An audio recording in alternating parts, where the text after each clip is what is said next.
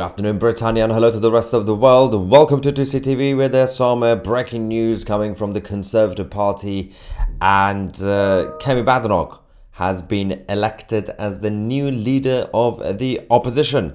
In this video, we're going to give you guys the latest information of what's actually been going on, and if you're watching this live, we'll get your reaction during the show as well. But just a quick heads up before we start, we have released our new show on 2CTV Plus, Global Islamic Takeover. If you want to watch that, go on 2ctvplus.tv or find the link in the description. Alright, let's talk about Kemi Badenoch. Apparently it's Badenoch, not Badenoch. Kemi Badenoch is now the new leader. The good thing about this is, as you guys know, I don't support any political party, so I don't really care about those who are passionately pro Kemi and the Tories or passionately against Kemi and the Tories. Over the last few minutes, we've had the usual loud minority of some people, which is really weird because one side are saying Kemi is great because she's black and she's a woman, and then you have some people saying she's bad because she's black and woman. I don't really care about her skin color or her genitalia, so we're just going to focus on her policies here. There is already been some reaction from other political leaders, including Keir Starmer and Nigel Farage as well. The question that we have for you guys is this the death or the rebirth of the Tory party? Kemi Badenoch is not as right-wing as Robert Jenrick, for example. A lot of people are saying that she is now going to be pushing the Tory voters and members out towards Reform UK. And a lot of other people would say that the Tories need to be more establishment and more centrist. So of course Kemi is the right option. I don't believe that is the right attitude. The Tories need to acknowledge why the Conservative Party has been struggling over the last few years. First things first, let's go to the moment Kemi was elected, and Bob Blackman, who was the returning officer and the chairman of the 22 committee. I don't understand why he was so obsessed with saying that we've got another female leader and also black, but this is the actual result, the number of people voted for both candidates. The result was Kemi Badenoch, 53,806 votes, and Robert Jenrick, 41,388.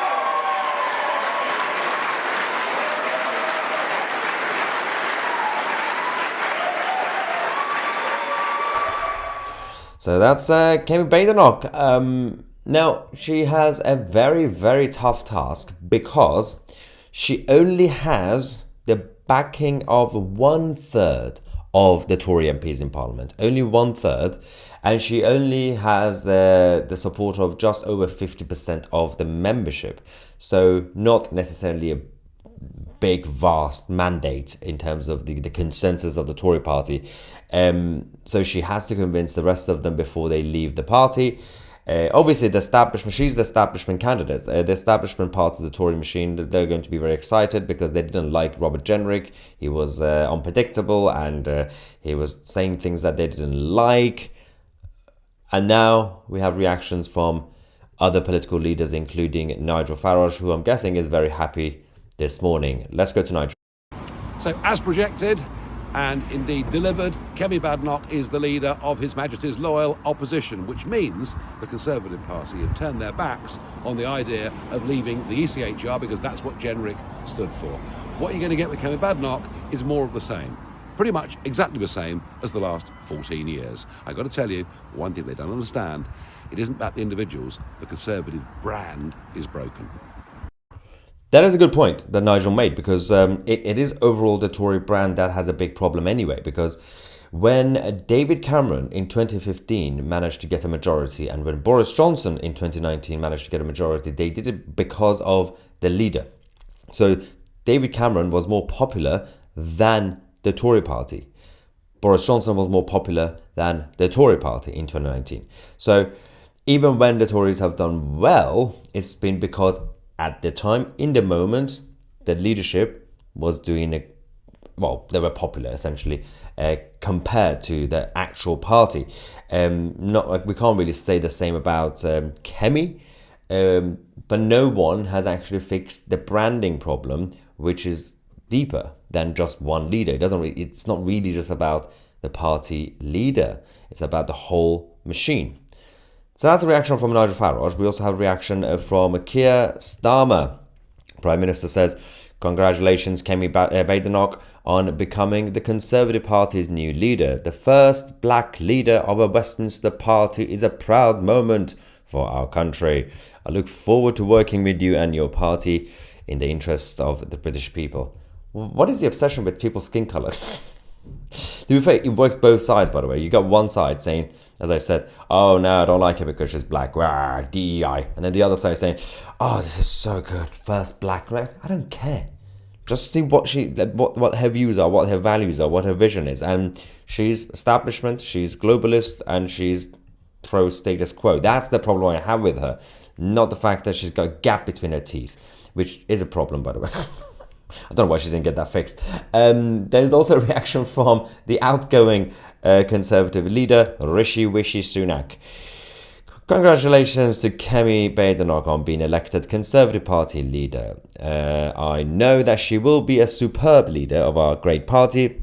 She will renew our party, stand up for Conservative values, and take the fight to Labour. Let's unite behind her. You know what? I'm going to do a slow clap here. Do you know why? Rishi did not mention her skin colour or her gender. Brilliant. Maybe he forgot, but well done, Rishi Sunak. It's been a while since I praised that man, but good. Don't fall for the trap. It's just weird. Anyway, so that's happening. There's going to be obviously a lot of questions about what's going to happen to the membership of the Tory party. In case you don't know, by the way, the Tories over the last 20 years, obviously they've been in decline in terms of the membership, which is natural. It goes with mainstream parties in general. Back in the 60s and 50s, the Labour Party and the Tories had about 2-3 million members. People are no longer into party politics in general. They don't trust parties. And it used to be a cultural thing to be a member of the Labour Party or the Tory party. They used to meet their future partners inside parties. It was a community, not anymore. The problem we have here is that the Tories have been in decline for some time, but the numbers are not actually too bad when you look at it. Apologies for this. When you look at the actual situation for the Tory decline, it's still a decline, and you have to acknowledge that. The active membership of the Conservative Party in 2005 was 199,000. In 2024, it's gone down to 132,000. It's actually not too bad. It's bad, obviously. It's embarrassing that the whole party politics is basically not really popular anymore. But 20 years, 14 years in government, terrible leadership, betraying the country, letting down their own supporters. It could have been worse. Now, it could get worse now. So at this point, I was expecting it to be half. But it's not. But perhaps, keep an eye on this number now. In 2024, 132,000. Let's see within the next 5 years what happens. Because the way it looks, it feels like they're going to lose probably around 10 to 20,000 more to Reform UK. But I do believe, I think the people who are going to leave now, it will be a small chunk, but it will be a chunk regardless. People who have already left the Tories to go to Reform, they've already done it over the last few months during the election and everything else. But it is interesting that they still relatively have over 100,000, and the Labour Party is not really that good either. So both parties have lost the trust of the country in general. Let's get some reaction from you guys. Let's see how many of you are obsessed with skin color and gender. And it works for both sides, as I said. Both left-wingers and right-wingers. They're obsessed with skin color for some reason. Dave says, kamikaze will mean 10 years of Labour. Well, I don't think Labour will be able to get a majority next election, regardless of who the Tory leader is. The best case scenario for Labour will be Home Parliament coalition with the Lib Dems and the SNP. So the Tories might lose, just about. The Tories are leading now in the polls anyway, and that's been without having a proper leader. It could be a Home Parliament, the way it looks, but obviously Reform has a chance for the next 5 years to do something, but it really depends if they actually can. As expected, really. Well, yeah, of course. I mean, she was always going to win because she was the establishment, backed by the establishment of the Tory party. You can't win the Tory leadership unless you have the backing of the mainstream. That's why, for example, Boris Johnson managed to win, because he was, for a while, on the outside because David Cameron pushed him out and George Osborne. So when Boris came back in 2018, 2019, he campaigned hard to get the influence of the establishment. That includes people like Michael Gove and all the others, people in the Tory central office. You have to get them in order to win. You can't just become Tory leader randomly just because you have the right ideas. It doesn't work that way. That's how David Cameron won in 2005 against David Davis, because he and his friends who went to university together, Oxford, and before Eton, they were in the same generation. His friends got all the top jobs in Tory central office. So by the time David Cameron stood for party leadership in 2005, he had everybody already inside the machine. Right. Guess it says loved Boris. It's a past tense, obviously. And John says the Tories, what's the chances of her being in charge the next election? Well, that's interesting. Yeah. I don't think the Tories will change leader before the next election. It's not in their nature, really. They will stay in the opposition if they have to. Yvette says, I am delighted for her. And what else do we have? David is right that skin color doesn't matter, policies do. Although we have this person, Philip, saying disagrees with the other person. Who the F is going to vote for a Nigerian? So there are still some people who are obsessed with skin color, again, both sides. They love her because she's black and they hate her because she's black. But I think the majority of people are just focusing on her ideology and her values. We have a Tory supporter saying, another bad take from Maya. Maya Fakesy TV. I like that, Fakesy instead of 2C. Kemi will crush Reform. I haven't really said whether she definitely will crush or will not crush, because I don't support any political party anyway. I'm guessing this raging Wally doesn't actually listen to what we're saying. Obvious, since she's the globalist elite, with them pulling the strings in politics, it will be yet another form of controlled resistance against the Labour keeping status quo as is. Yeah. Let's go back to some super chats. We have Ben saying, oh dear, some of these comments, I thought we were better than just seeing skin color. Come on. No, we're not. Well, as in, not me. Have you not seen society in the last few years? The obsession with gender and skin color is high on all sides. It is fascinating. It's still not obviously, it's not the majority view, obviously, but social media gives a megaphone to certain voices. But they still people's opinions. I don't care what you're going to say. Whether you think she's great because she's black or you think she's bad because she's black. I don't agree with that view, but I will fight to my death for your right to have that view. Free speech. Donna says, I am sticking with Reform. And then we have Ian saying, just one question, Maya. How is your dad? Yeah, he's good. He's surviving, still stuck in Iran, and he is still hoping for the IDF to destroy the IRGC. He keeps calling me saying, can you talk to people you know and get in touch with Tel Aviv, as if I got contacts right now in Tel Aviv saying, tell the Israelis to come and attack the IRGC. I'm like, okay, Dad, I can try. Mike says that the gap between her teeth is a genetic thing amongst Nigerian people, Maya. Okay. Personally, I don't care whether she's black. as I will not be voting under a Tory under any circumstances. Let's have a look. She's pro-mass immigration, so anyone who supports her is too. I don't care if Badenoch is green. She's a Tory. That's her biggest problem, isn't it? Tim Potter is obsessed with her ethnicity. Nigerian, not British. Paul says, I'm sticking with reform too. Fair enough. The Tories have mainly recruited the working class leader, Thatcher, Grocer's daughter, Heath Carpenter's son, Major, Kemi, the immigrants. Hang on 1 second, guys. Kemi being an immigrant's daughter just being from an immigrant family does not mean you're working class. It's a fascinating concept. I think it's because of the left. The left has been going around, the political left for decades, painting all immigrants as vulnerable, underdogs. Oh, we have to protect them. Ooh. And the big chunk of migration, they are not necessarily poor or working class. Immigration as a concept actually includes a lot of middle class. So that also includes Kemi, who has always been middle class, not working class. But she claims that because when she was a teenager, she worked at McDonald's for a while, that made her working class. That's not how it works. But my point is, just because she's from an immigrant family doesn't mean she's working class.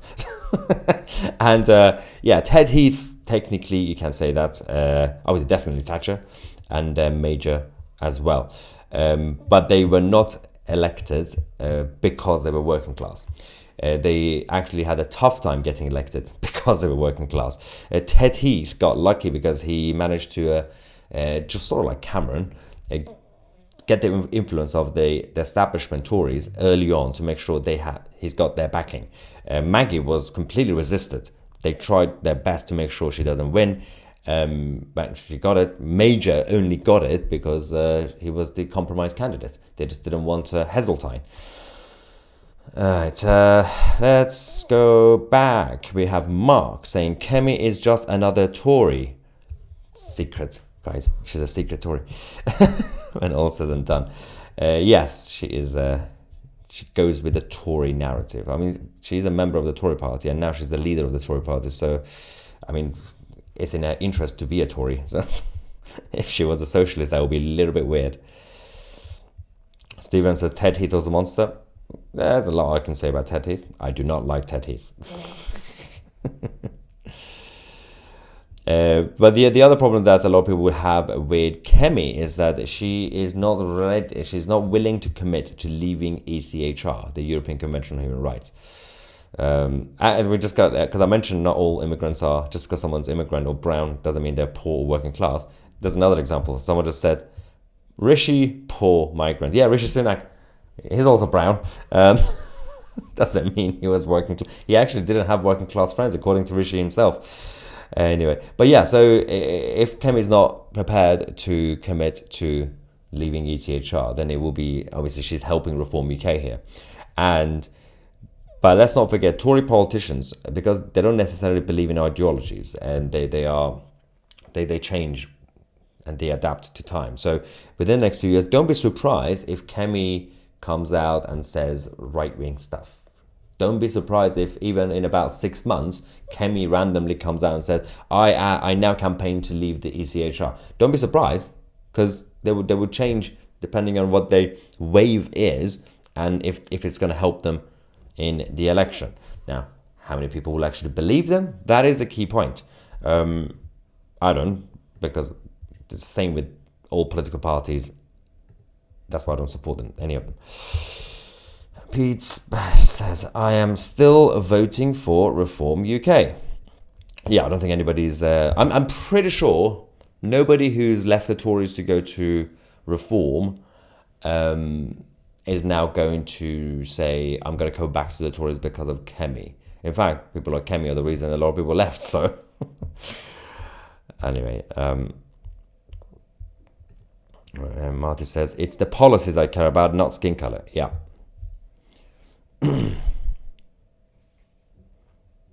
Anyway, White leader for true representation. I'm very much against the concept of representation. It's such a woke thing. But some people on the left, well, most people on the left and some people on the right do it.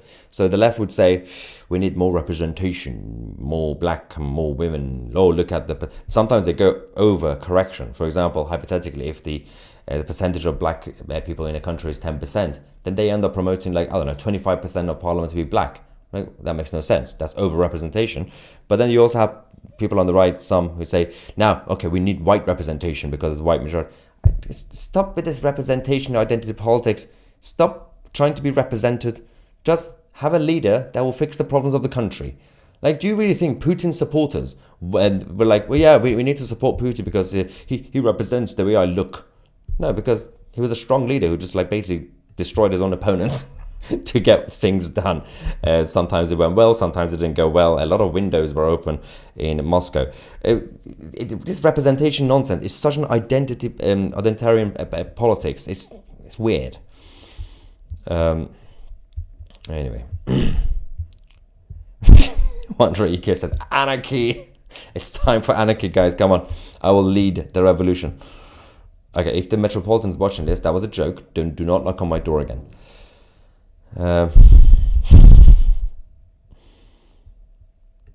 Saying you don't care about her color shouldn't even need to be said. It should be a given. I know, you would think in 2024. It's crazy. You've got the left-wing woke and the right-wing woke not even caring about her actual views and her dangerous globalist vision while being distracted about what she wears or how she walks. Anyway, ladies and gentlemen, it's going to be a busy day on 2CTV.